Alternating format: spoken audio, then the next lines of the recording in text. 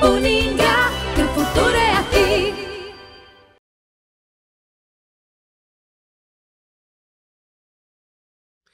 E dando continuidade ao ciclo de entrevistas aos nossos podcasts durante o simpósio Bioinsumos na Agricultura, a nossa convidada é a Olívia Julen Costa Brito. Ela é pesquisadora da Origem Biotecnologia. Olívia, seja bem-vinda ao simpósio. Obrigada.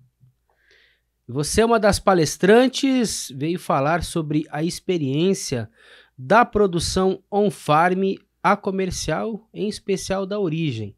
Trace um pouco para a gente do panorama da empresa, traga um pouco da história também de vocês e dessa produção. A empresa ela começou na demanda de produtores mesmo. A própria fazenda começou a buscar novas metodologias para trabalhar. A princípio, eles mexiam com pecuária, migraram da pecuária para a agricultura, e eles faziam, a princípio, a convencional. Depois disso, o nosso diretor, também proprietário da fazenda, né, ele foi para os Estados Unidos fazer um mestrado. Ele chegou lá, ele viu que o mundo estava migrando para essa parte mais biológica, e ele conversou com o gerente da fazenda e falou: a gente está indo para um caminho que não é o que o mundo está indo, a gente tem que mudar isso. E começou a investir em cursos, em simpósios, em congressos, e nisso, os dois os gestores da fazenda, eles começaram a buscar e foram trazendo essas tecnologias, começaram com pó de rocha, depois descobriram que para utilizar o pó de rocha precisava de alguns micro-organismos, começaram com a multiplicação de micro-organismos on-farm, e essa demanda eles foram desenvolvendo protocolos.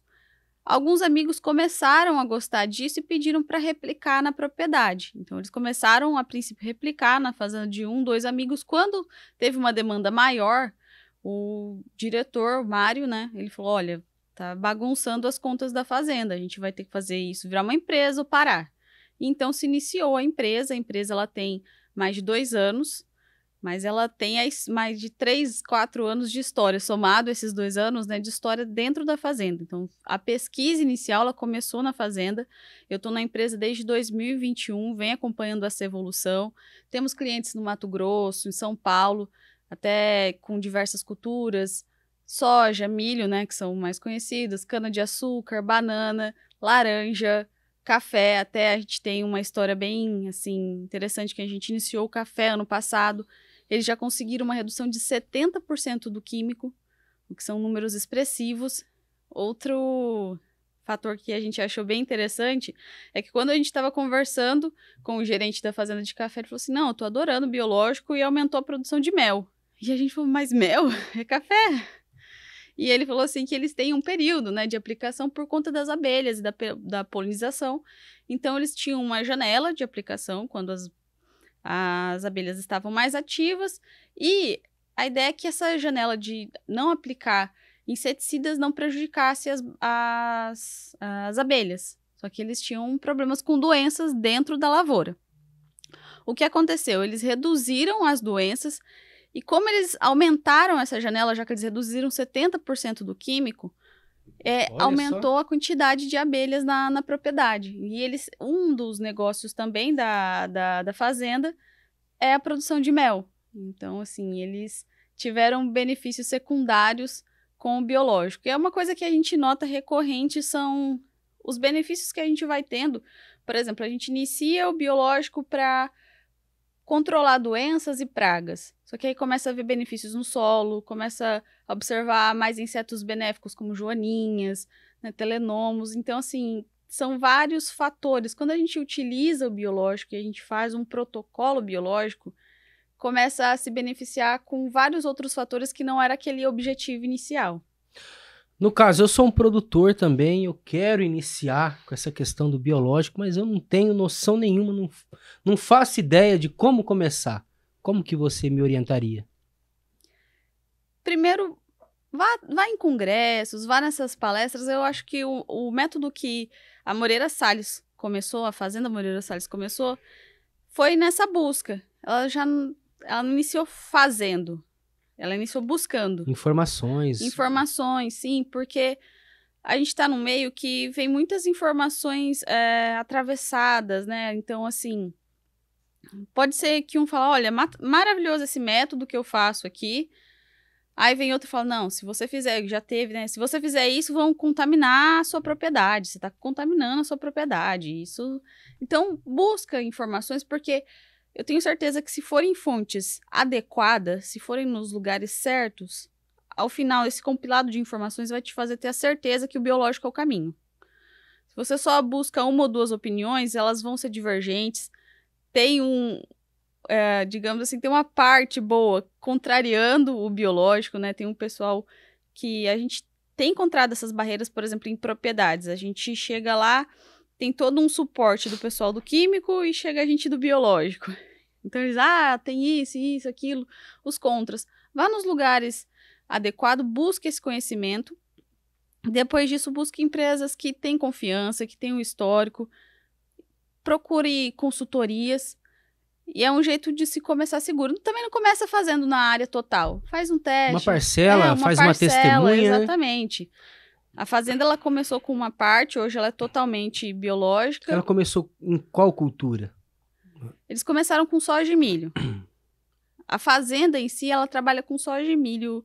As outras culturas, elas foram surgindo ao longo da empresa. O início mesmo foi soja e milho. E aí foi surgindo as demandas, por exemplo, laranja. Então a gente buscou quais as necessidades da laranja, porque o legal do biológico é que você não aplica, por exemplo, um produto para determinada cultura e determinado inseto. É apenas para aquele determinado inseto, para aquela determinada doença.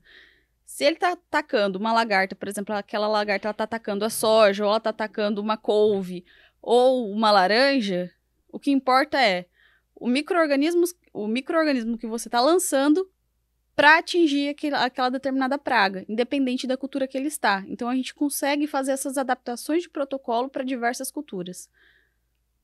Olha que interessante. E a fazenda que vocês trabalham fica onde mesmo? Fica em Moreira Salles. E a empresa tem origem em Moreira Salles. Moreira Salles. E a Fazenda Moreira Salles é a fazenda que fundou o município de Moreira Salles. Olha só que interessante. Sim.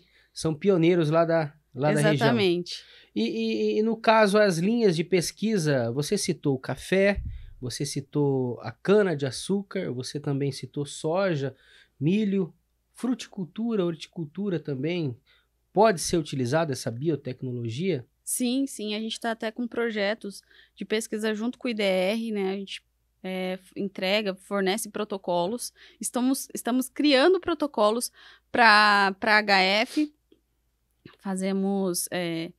Vamos em cada propriedade, entendemos a necessidade, vemos como a gente posiciona, né, os micro-organismos. Então, a gente tem diversas culturas além do soja e do milho. Do milho. Interessante. Eu queria que você falasse um pouco para a gente sobre essa experiência da produção on-farm a comercial. Vocês também comercializam?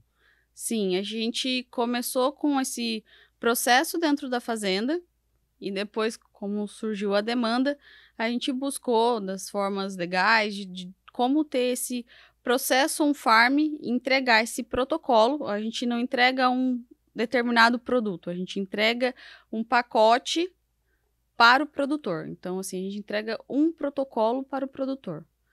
Não é só... A gente acredita que o efeito máximo a gente tem quando a gente faz o conjunto de tudo isso. Então, uma série que vai desde do suco de plantio até a parte aérea, até o desenvolvimento dessa planta. Então, o que a gente tem é um protocolo biológico. Queria que você classificasse o bioinsumo hoje. Qual que é a importância dele para a agricultura? Como que você vê, você é uma pesquisadora que está nessa área? A minha área, assim, de base se iniciou com a nematologia. Eu comecei fazendo nematologia desde a graduação e sempre com controle alternativo. E dentro desses controles alternativos, o controle biológico. Pegando o nematóide como exemplo, a maioria dos nematicidas hoje, o mercado de bioinsumos tem ultrapassado os químicos. São dados de 2022. Então, assim, eu vejo isso um mercado que vem sendo crescente. A gente tem ainda algumas barreiras para se quebrar, tanto na questão de fazer o entendimento melhor disso, para passar isso de uma forma simples para o produtor. A gente não criminaliza o químico. Acho que a agricultura chegou onde chegou graças ao químico, só que a gente tem que buscar novas formas. Então, ela vai chegar um momento que ela vai ficar estagnada. E o biológico está aí para expandir isso. E eu vejo como uma forma de expansão, não é algo que vá voltar atrás, só tende a crescer. Com relação também ao mercado internacional, as cobranças globais em relação ao Brasil, às vezes existe até uma cobrança injusta do agricultor brasileiro com relação a questões ambientais. Você acha que essa questão dos bioinsumos, elas somam, elas trazem uma imagem positiva para o agricultor brasileiro? Sim, sim.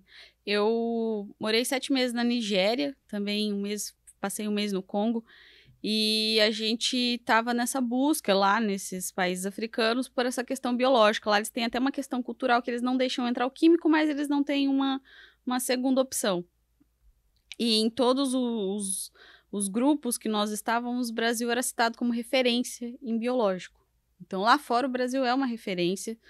Esses programas, eu acredito que é uma questão de tempo para estar implementado. Já tem essas ideias, já tem essa partida do governo, mas para realmente isso ser efetivo, por exemplo, se eu tenho uma porcentagem de redução de químicos, se eu uso não só o que eles pagam de diferença, por exemplo, para quem hoje é orgânico, mas para quem conseguir reduzir o uso de químicos, então é algo que o Brasil é visto com bons olhos lá fora e acredito que vai vir programas para implementar, para somar a essas medidas que os produtores já vêm buscando. Olha que interessante, você esteve na Nigéria e no Congo. Uhum. E como que é a agricultura lá na África? É basicamente agricultura familiar. É muito primitivo. Maquinários é só com grandes empresas, assim, projetos do governo. No geral, é agricultura familiar. A gente não vê o que se vê nem aqui de no Brasil. perto, nem de perto o que se vê no Brasil.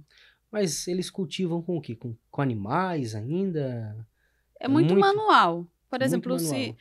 se a gente vê uma produção ou outra de milho, é como se a gente vesse em vilas rurais alguma coisinha, um quadradinho, uma horta, que a gente às vezes coloca algumas plantas de milho lá. Então é tudo muito familiar, Tanto muito no pequeno. Congo quanto na Nigéria. Quanto na Nigéria. E com relação à fertilidade do solo lá, é boa a fertilidade, É um o solo clima? muito pobre. É um solo muito pobre. É um solo pobre. Ele é um solo pobre. No Congo a gente tem muita planície.